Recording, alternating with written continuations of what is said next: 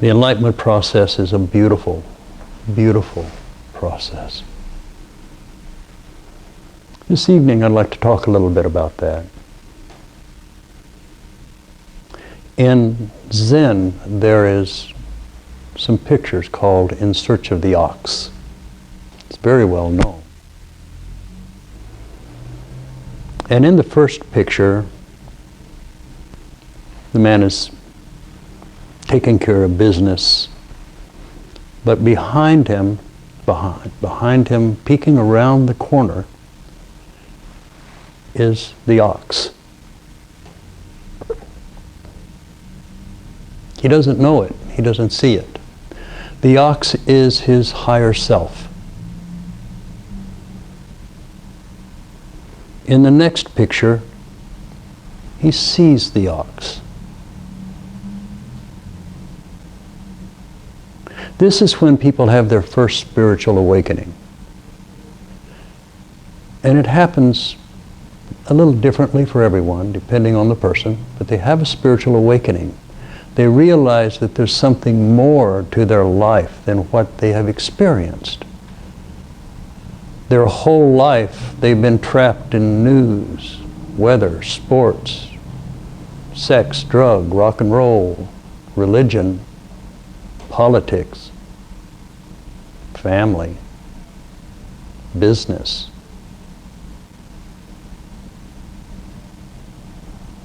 But now they see there's something else. So they start chasing it in the third one. They're chasing the ox.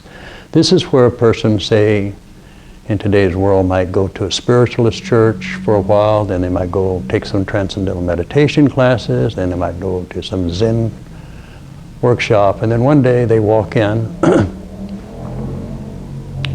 and they're home. They found it. They found the ox.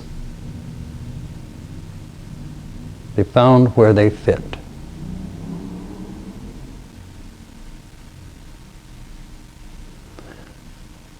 So then the next picture is taming the ox. In the picture here, they have the ring in the nose of the ox. He's got a stick and he's taming that ox. Meditating 6 hours a day, eating only vegan food, wearing white, being celibate, reading all the right books, avoiding all the wrong people. He is taming the ox. He's going to storm enlightenment. He's going to storm it as if they're going to some sort of boot camp. And this right here, that stage, is where almost everyone gets trapped.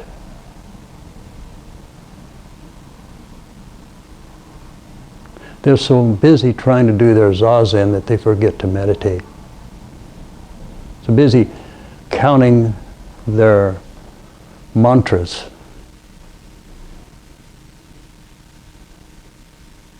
So busy focusing on this and that and this and that. Trying to build up their power so they can get a better job. Trying to do this, do that, do the other. It's all doing, doing, doing. You get trapped there.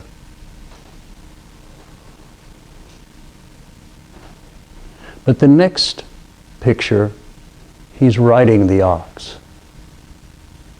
And in this picture, his back is flat on the back of the ox. And he's playing a flute.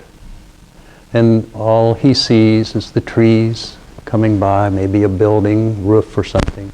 And he's just playing. He is in complete surrender to spirit. Absolute, complete surrender to spirit. No withholds.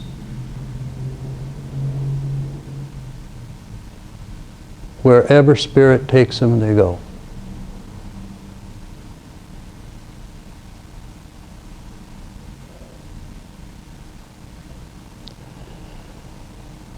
And the next picture after that is samadhi. Nothing. Spirit has returned the soul to its higher self. They have melded together. I and the Father are one.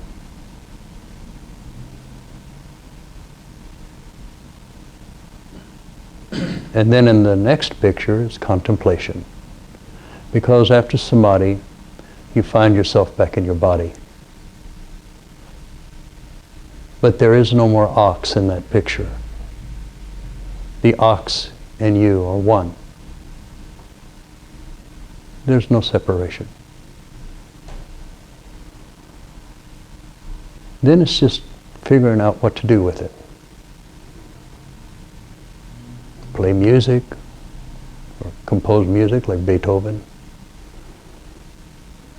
Paint like Michelangelo. Poetry, art, music, selfless service.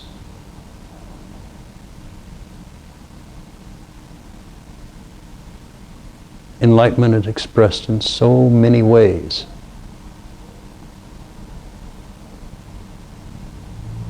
And each one of you came into this world to open up and to awaken to it and to express your light. And it's now time. The world was in a terrible, terrible place. Terrible.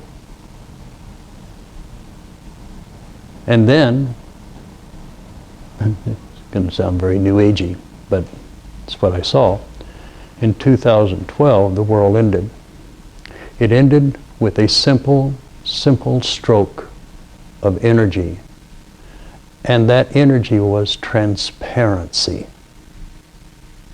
Since that time, things that were whispered in the closets are now shouted from the rooftops. Just look at Washington. And at first, this is really, really disturbing because everything's exposed. All of your flaws, all of your misconceptions. They're exposed to everyone.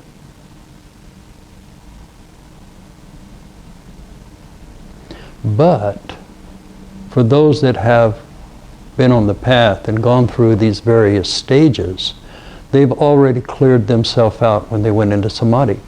When they were meditating, when they were taming the ox, and when they were riding the ox, they were clearing out their angers, they were clearing out their bigotries and all of the things that have kept them at odds with other sentient beings. When you go into samadhi, you realize that there's just one.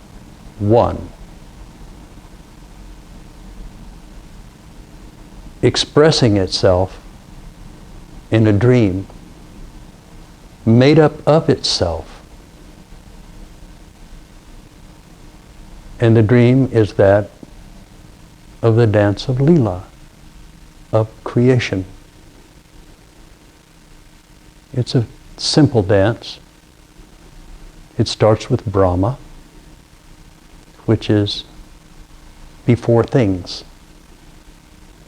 It's hard for us as human beings to understand what it's like to be before creation. Because in that, there is no time, there's no space, there's no light, there's no darkness, there's nothing, except an emanation. And from that emanation of nothingness, there comes things. Let there be light, the light was separated from the darkness, etc.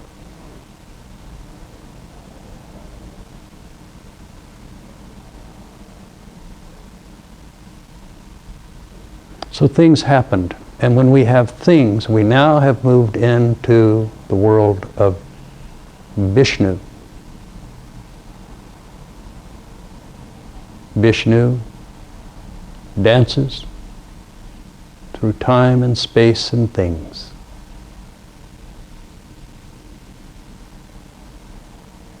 And then There's Shiva, which takes these things,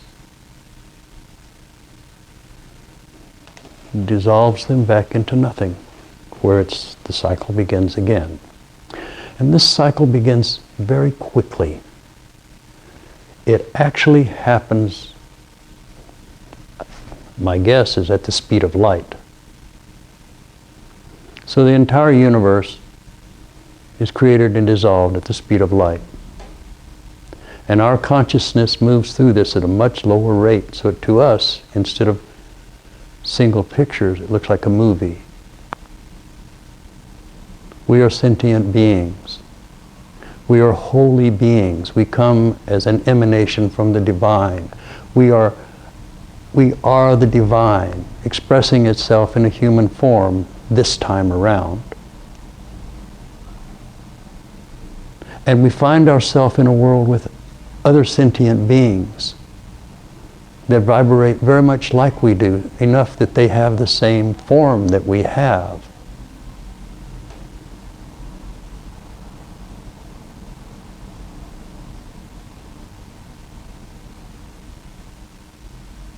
And to us, they appear separate. Human beings see everything in separativity.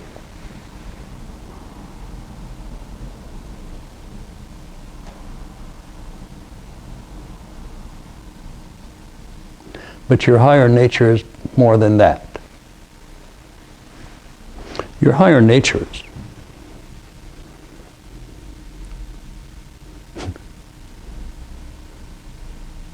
immense, vast.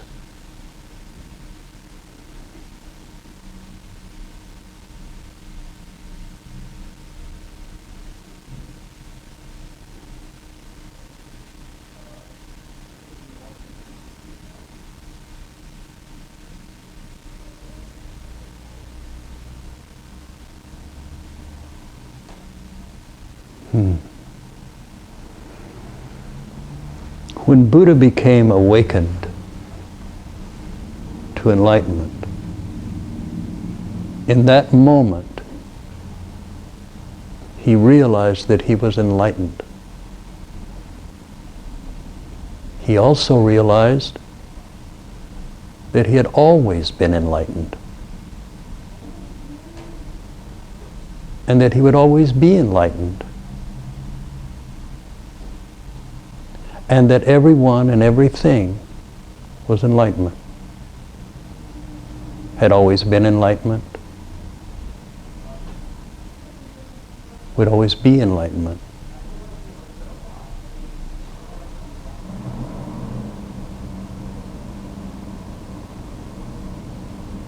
You are holy. You are the incarnation of the divine, expressing in a very limited form. You only see so much. You don't have the eyes of an eagle. You don't have the sense of smell of a dog, or the hearing of a dog even.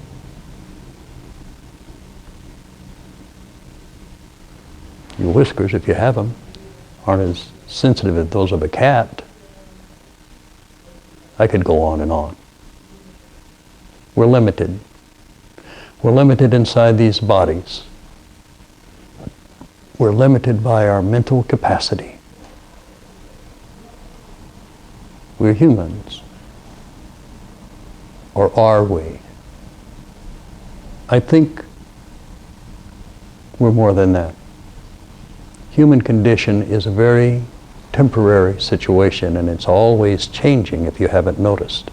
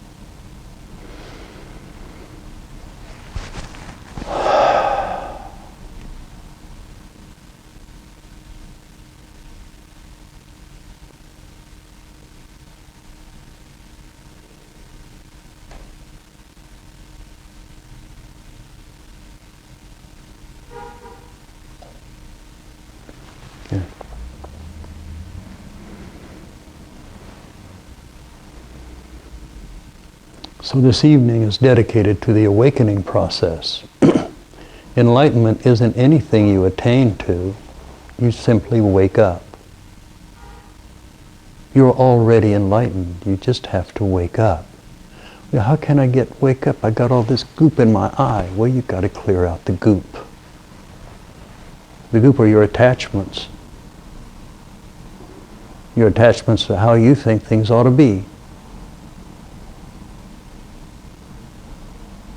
Your attachments to your idea that you are separate somehow from everything around you and everyone around you.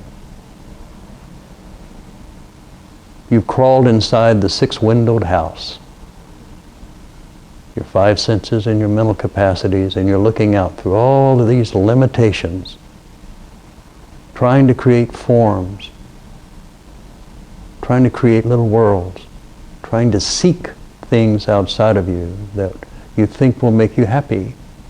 And when you get them, shortly you find out that you're still hungry. So we go from one thing to the other until we die. Unless you wake up. Part of the awakening that begins in the beginning when you have that initial awakening is that you realize that you are not a person who has spiritual experiences, but the reality sits in that you are a spiritual being having a temporary human experience.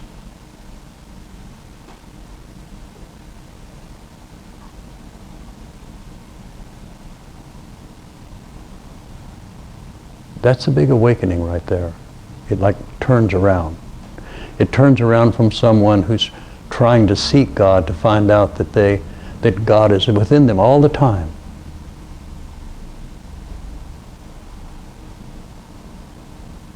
That they've really never been separate, except in their own mind.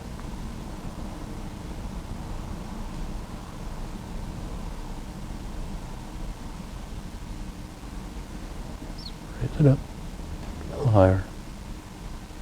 You can do this. Come on up. There, that's good.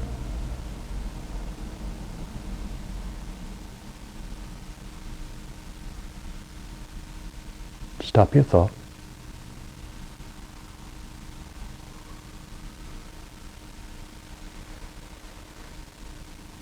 Meditation. When you meditate, stop your thought. For just a little bit, you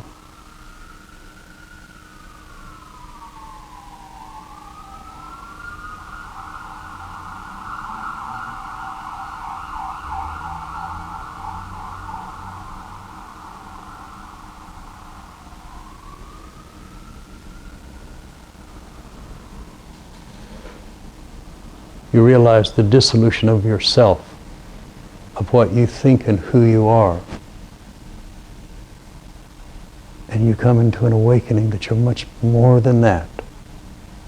You're much more than you were ever told who you were. The name you were given at birth is not your name. You did not begin at birth, nor will you end at death. You are an eternal being, because you are created out of eternity. You are made of eternal stuff that changes at the speed of light. And you have experiences as a sentient being, lifetime after lifetime. Dimension after dimension, world after world. It never ends. In Buddhism, they say that the good news and the bad news. My students have heard this 1,000 times. The good news is you're not going to die. The bad news is you're not going to die.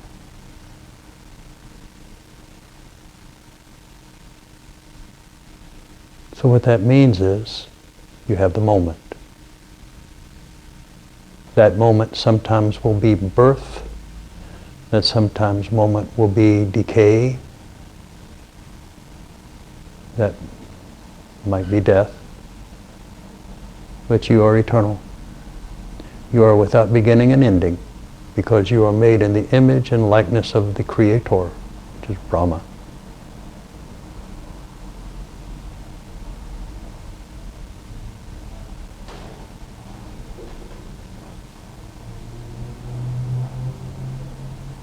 You are Brahma, Vishnu, Shiva, Brahma, Vishnu, Shiva. It's just a mechanism.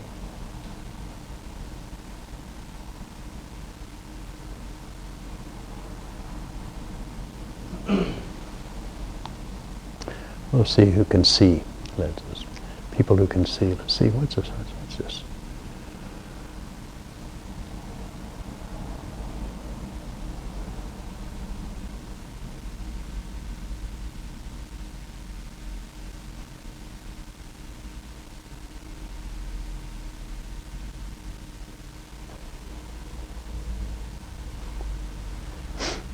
Good. Take a breath. I don't think you're breathing. Just take a nice breath. We're going to have some questions. I'm going to entertain questions, criticisms, complaints. I'm okay with all of it. But let's just relax. To get to a place where you can think enough to ask a question, just think of your name right now, and that'll pull you back. Think of your name. Good. Any comments or questions? Yes. The blanket. It's powerful. Yes, I got it in India. As soon as I walk in, I'm like, wow. I was in India recently, and my students bought it for me. It's beautiful. Thank you. Any other questions, comments? Shiva? Yes. I've noticed that when I wake up, history comes back to me. Yeah. Things that from all my life I always touch them a little bit, whether they were pain or not. I touch them. Why do we keep touching them? If I have a choice between a happy thought and an unhappy thought, why do I choose the unhappy thought? It actually goes back to your DNA. The DNA of humans is that we're very aware of danger. We don't want to die. So going back, imagine yourself a caveman, somebody yells tiger. You are wired because of the fear of the tiger coming in and killing everybody. You're wired to gather up your forces and grab a spear and protect your family and yourself. It's an automatic reaction. We are automatically drawn to looking at disasters because it's fearful. We see that, and some people have gone through a car wreck, and you're watching, mangled bodies, and people writhing around in pain, and you go, oh my God, so we slow our car down so we can get a good look. You go on a trip from here to Phoenix, from San Francisco to Phoenix, and you get out, I don't know, let's say around Barstow, and there's a wreck. You go on to Phoenix, you've seen the wreck. What do you remember of the trip? Do you remember all of the cars that you passed? All of the beautiful scenery? No, you just remember the wreck. And that's what you're doing. You're remembering the wrecks instead of seeing the absolute amazing beauty of yourself. Now, when you get a little older, at least it's been my experience, you have these memories come to you.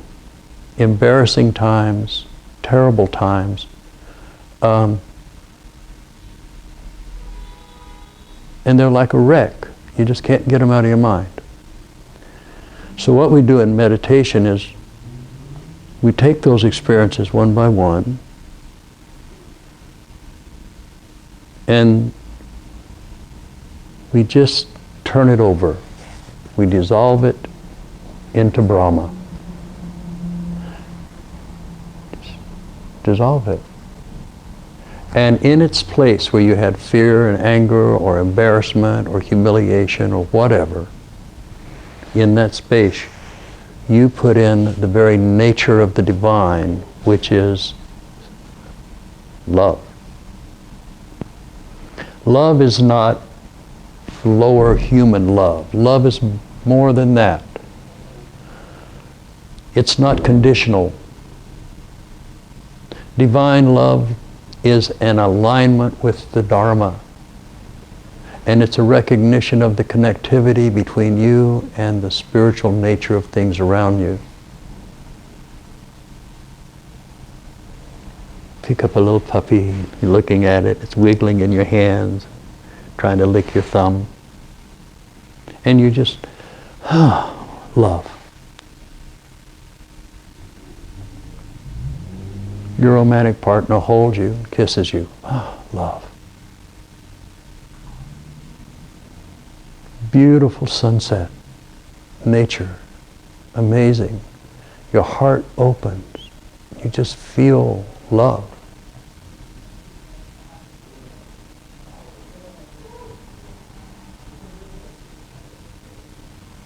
So when you can replace these memories, dissolve them first, forgive everyone that's in it. Like maybe you have a memory of, I don't know, walking into your lover being with somebody else. It's a terrible memory. But you go back in the enlightened state and you go through that and you just see that it was all done because people weren't awake. They weren't enlightened. And you forgive them. You forgive yourself for being so angry. I know it doesn't sound rational or logical, but you just do. Unconditional love has no conditions. It's a hard thing for humans to understand that one. Because our love that we have is so emotional and so conditional that you have to behave a certain way before I will open my heart up to you. That's human love. If you don't act the way I want you to act, if you don't close the cabinet doors, then I might have to stop loving you for a little bit and nag at you. Love. It's not like that. When you go into samadhi, you experience love. Unconditional love. Expansive love. Love that goes beyond anything.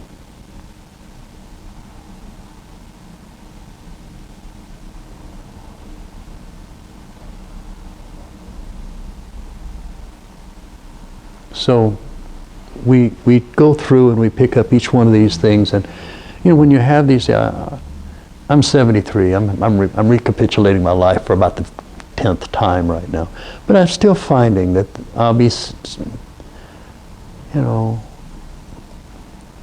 I don't know, walking my little dog, and a memory will pop up of something that happened maybe 50 years ago. Maybe something I did, or something that was done to me. And when those things come up, if I can let go of them, it will change my life.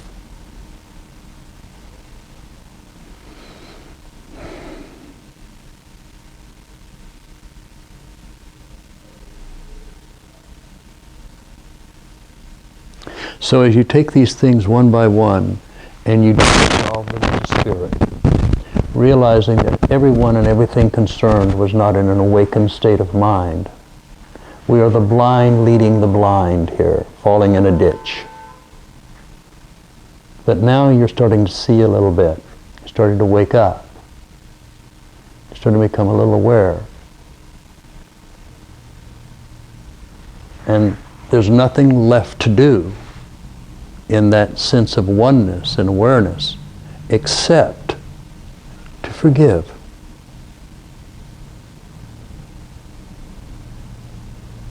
Why hang on to the past? I had a memory come up of me that I did with a little girl when I was in second grade. I said something terrible to her and hurt her feelings in front of the class.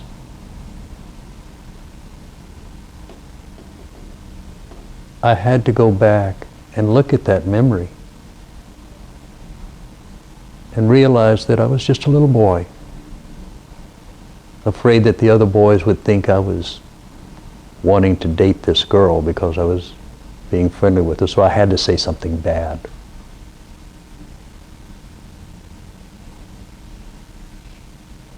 It's a little guilt, maybe a little shame, right?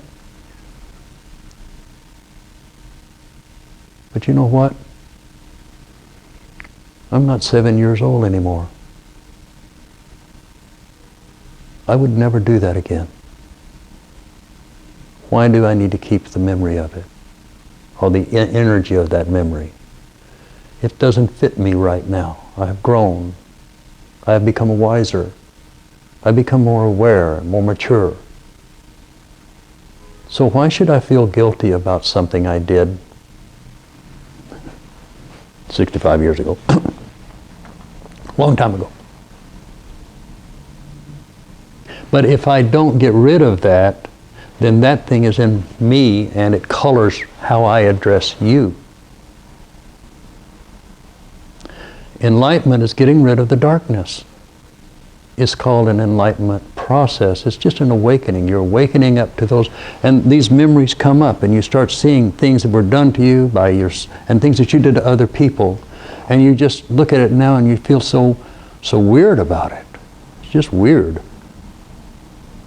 But when you can one by one forgive it, you think, oh God, it would take me forever. No, it won't.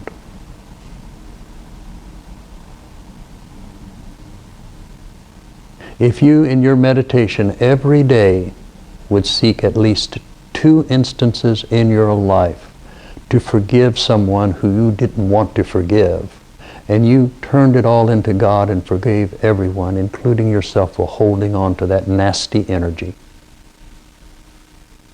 then it won't rule you anymore.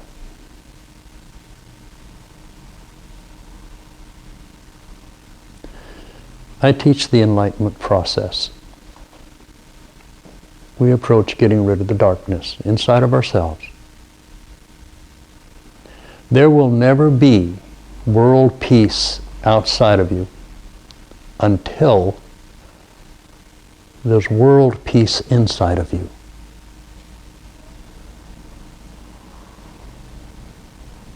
If you're full of warfare and anger, and you go and be around someone who is, or a group of people who are just in a loving, embracing, happy picnic type event, just all this love and laughter, and no one's angry and no one's fighting, and you are full of anger and rage, you will not feel or even be able to experience that.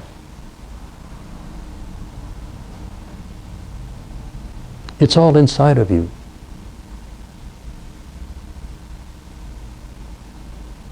We clean it up here. It's an inside job. In Buddhism, they have a thing called bodhisattva, the bodhisattva vow. I will remain in the incarnate state until I realize the enlightenment, or I see the enlightenment in all sentient beings. This has been really misunderstood. There have been thousands of bodhisattvas over the years. Now imagine this. This is a fun thing. Let's imagine that every sentient being becomes enlightened except for the bodhisattvas. Now we've got a bottleneck. You first. No, no, you got to go first. It doesn't work that way. You complete the Bodhisattva vow when you see every aspect of creation as enlightenment.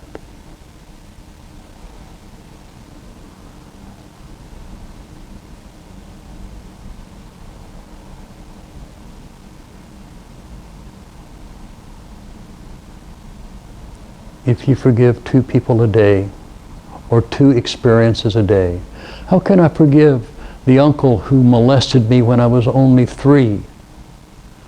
You have to. He was sick. He was mentally ill. But I was a victim. There are no victims in enlightenment. It's just karma.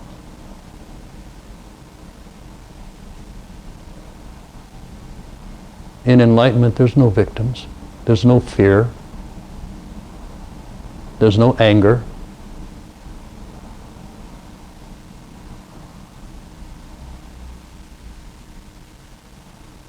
Really no judgment.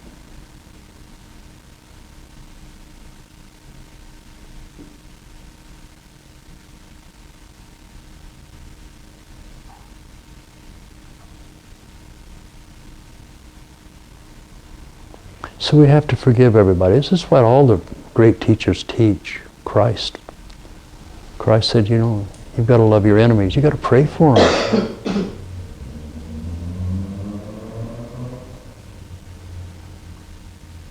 Hanging on to anger, hanging on to resentment, hanging on to guilt and shame, hanging on to self-righteous judgment.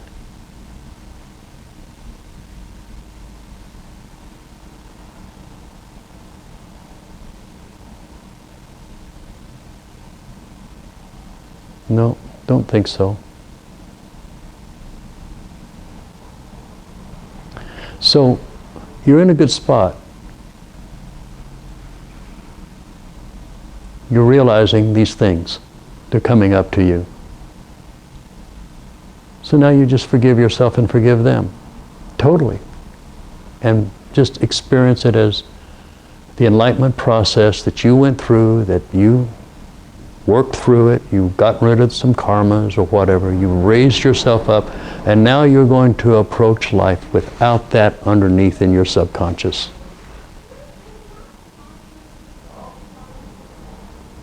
Does that make sense to you? It would be nice. Yeah, you have to work. Anyway. That's why we meditate. Yes? I have a question. My question is, I've been trying really hard to cultivate the art of being present in each moment with no attachments or judgments. Yeah, that's a good one. It's really, really hard. I'm looking back through my life and feeling melancholy and sad about all the times that I should have been present, more present, and then looking and wondering why my life has to get so painful, because pain is very grounding to me.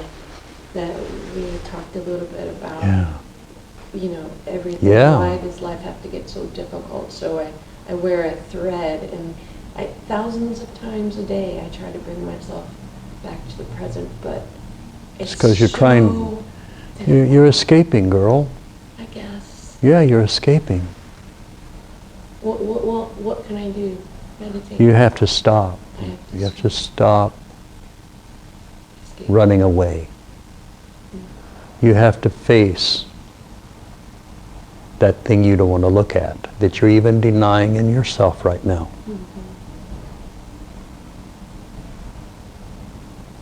It's been there for lifetimes, but it's manifested in this life probably when you were 6, maybe 10 years old, maybe 2 of them. You have to come somehow and go, it's where it's kind of good to go back sometimes and speak to a therapist or something and let these things come up that you can't face on your own. But until you get that knot, until you get that out of you, you're going to be escaping and going here and not going there and not being present, and you will continue to injure yourself, to be injured, and maybe even die. But you're not going to yet. So the reason you brought that up is because it's time for you to take a deep breath sometimes, and in your meditation, with your heart, with all of your heart, you ask your higher self, the ox. You ask the higher self, give me the strength, give me the wisdom, and when I have that, give me the knowledge of what caused it. And you better have a box of tissues. This will change your life. Yes? I've been reading several books about Buddha and Buddhism. Good. And I understand, I agree with you that to have enlightenment is to wake up and become conscious of the presence of the infinite mind. Yes. That is present in the universe and is present in me because I am part of the universe. Yep.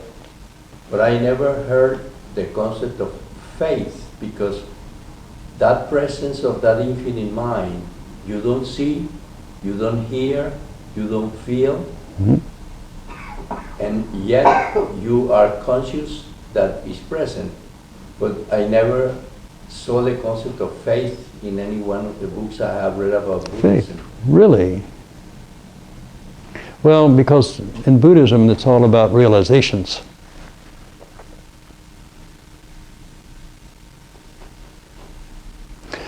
Faith arises out of the fact of humility. I realize that my higher nature is infinite, as is yours, as is all of our higher natures. But I am in this six-windowed house. My five senses, my mental capacities. I'm not seeing everything. I'm not even, it's impossible as a human being, in your mind, to realize eternity. You don't have the CPU for it. But what you can do is you can touch the divine that is not logical or rational.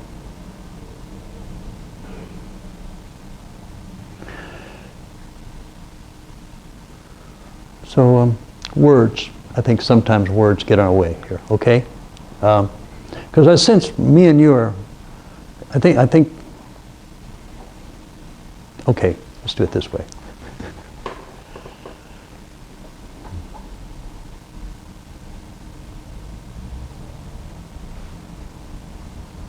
Here's where we're together, okay?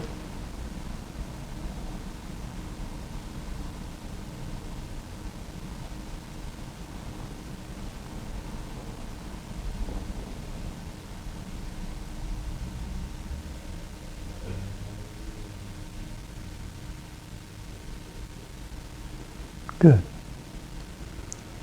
What was that experience for you?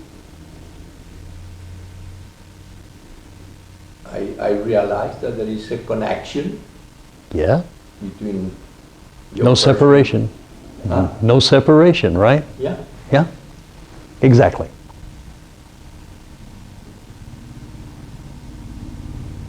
In reality, it's like that with everything.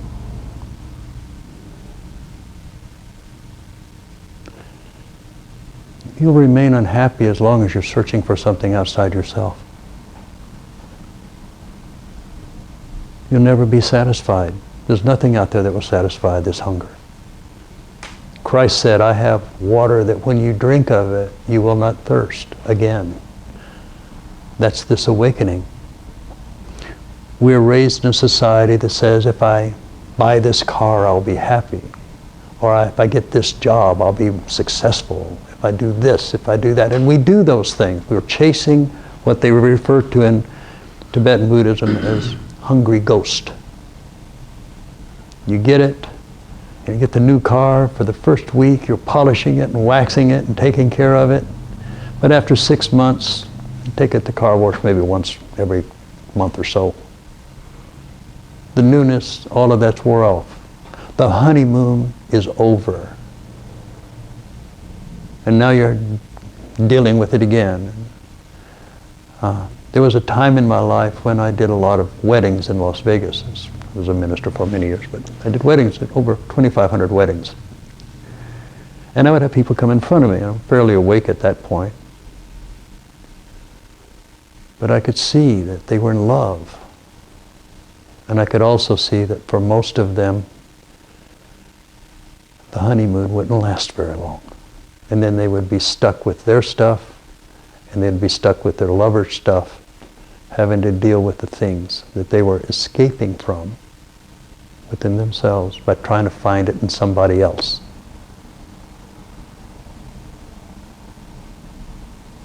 It's inside of all of us.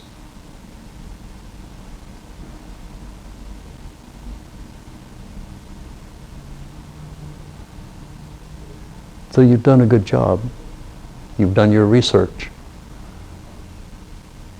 And now as you meditate and you move into the deeper states of mind, letting go of all of your knowledge, these are just structures. When you dissolve them all, you're liberated.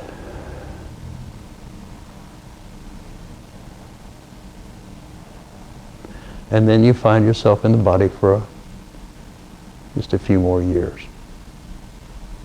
What are you going to do? What are you going to do with the rest of this little incarnation that's going by so incredibly fast, right? And you think, I've waited too long. You never wait too long for this. You came here for a reason. You really did. And maybe that reason is just God realization. And you just walk around going into a grocery store and you have fun picking out the right vegetable by the vibration, or the right can of, is it Del Monte or the Green Giant? Which one of these has the best corn? You pick out the one that has the best 5. Next week it changes or whatever. You're having a good time shopping. And then you go up to the counter where the clerk is sitting there. And you look at him and you say, "Hi, how are you doing today?" And they say, "Oh, I'm doing fine." And they say, "Well, I'm glad." You just saw Jesus checking out your food. That's how you look at it. You're watching Sai Baba valet park your car.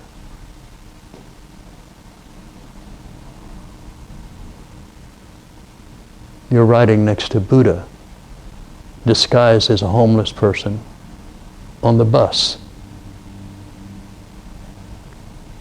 It's an amazing way of approaching life.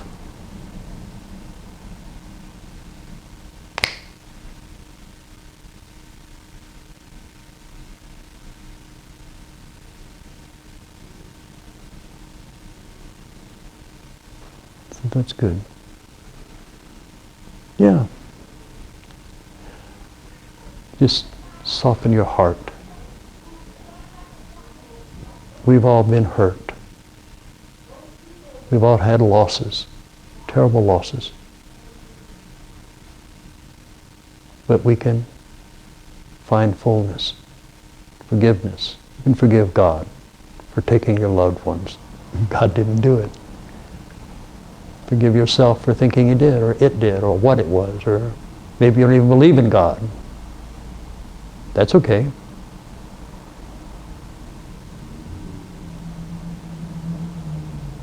Doesn't matter what you believe. When you're enlightened, there is no beliefs. It just is. What you learn to do, and should be a goal for all of us, is to come from a space of unconditional love. To forgive everybody.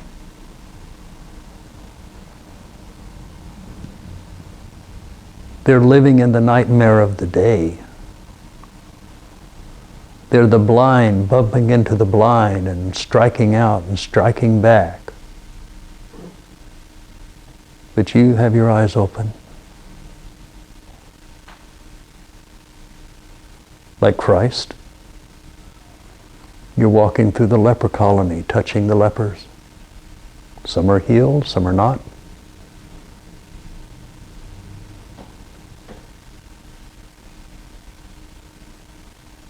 You're around creation. Buddha had his students meditate on the stomach of corpses.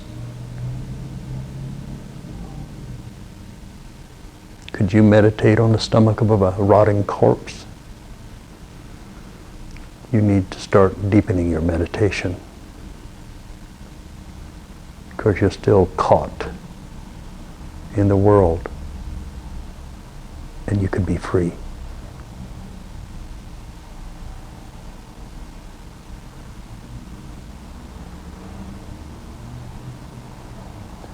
You came here for a reason. Figure it out.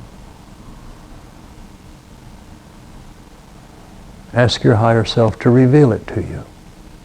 As I said earlier, it could be as a musician, or like, Kobe Bryant, he played basketball. Maybe that was his time.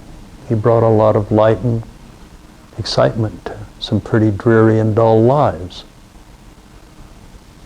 What are you doing to help this world that you're in to become a better place? There's an awakening going on in the world right now that is quite exciting.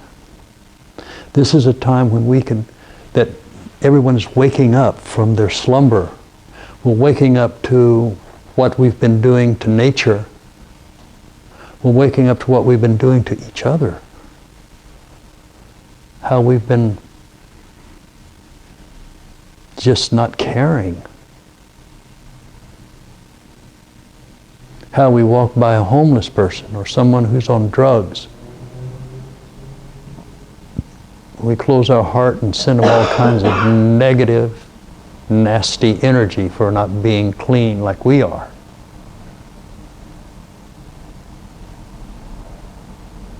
And in that moment of realization, if you have an enlightened moment, you realize that your self-righteousness is as filthy rags to the nostrils of God.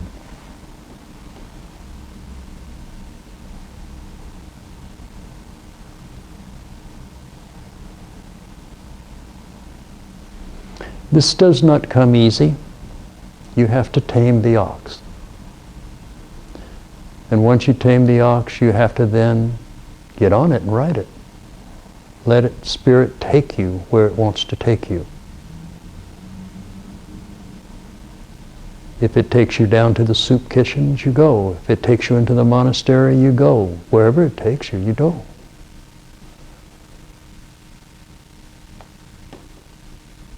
I've completely surrendered to Spirit for a while now.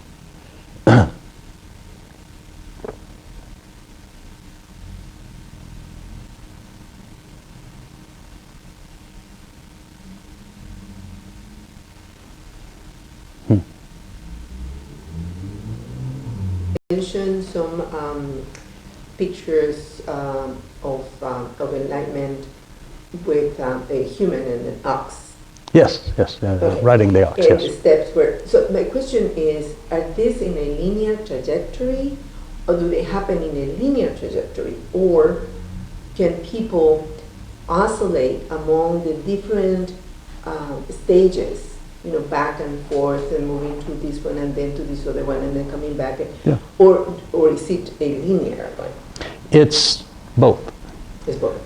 Yeah, it's a trajectory. It's not a linear this way, but it's more of but it's up and down, up and down.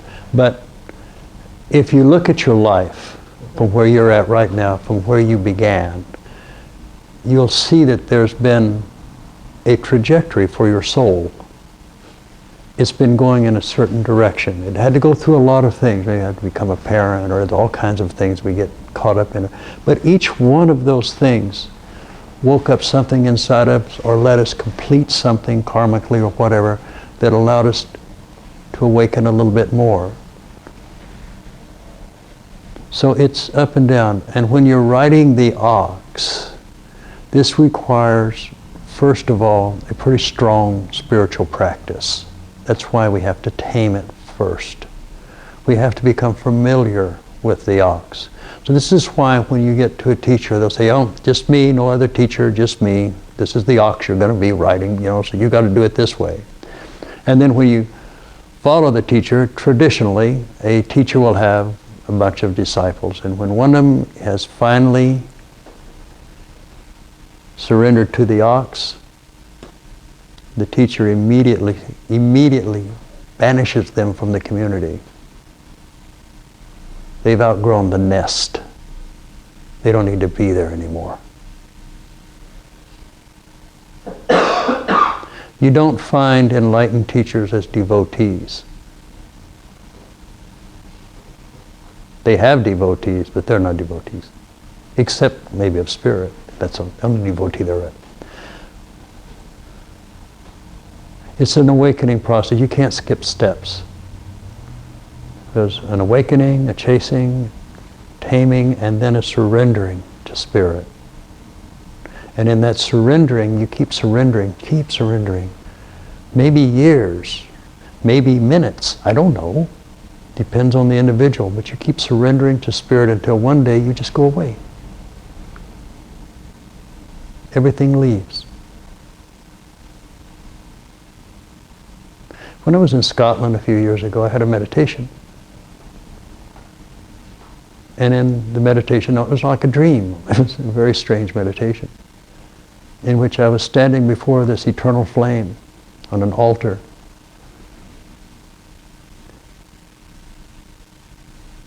And the question came, is there anything between you and enlightenment, or you and God, whatever you want to say? And I says, no, I don't think so. And I says, okay, then toss everything onto the fire. It's tough. I tossed my friends, tossed my enemies, tossed my little dog, tossed my children, tossed my family, tossed everything. Finally, I got down to my teacher. I tossed my teacher onto the flame. Nothing's between me and God. And then I had to jump on the flame. There was nothing left for me to throw on the flame except myself. And I threw myself on the flame. And out of that fire rose a new being, a bird, as it were, made up of the embers of that flame, a bird that cannot be burned.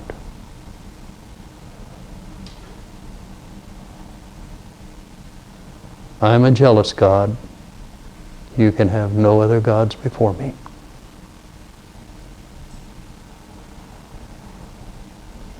Our lives are full of things and people. We can't let go. We can't surrender because we're hanging on to our jobs, our bank accounts. We're hanging on to our life. We're hanging on to our little dreams tightly, even though they're melting in our hands.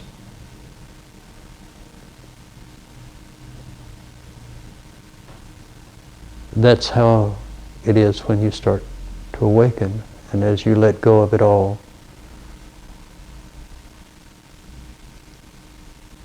it's indescribable.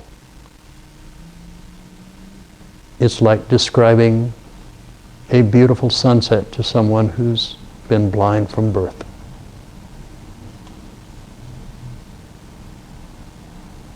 I can show you enlightenment. I can maybe awaken it in you if you really have your heart open and you want enlightenment. But I can't make you enlightened. You have to do that. I can't heal you. I can open the door for the healing, but you have to walk through the door. That's why Christ said, your faith did it.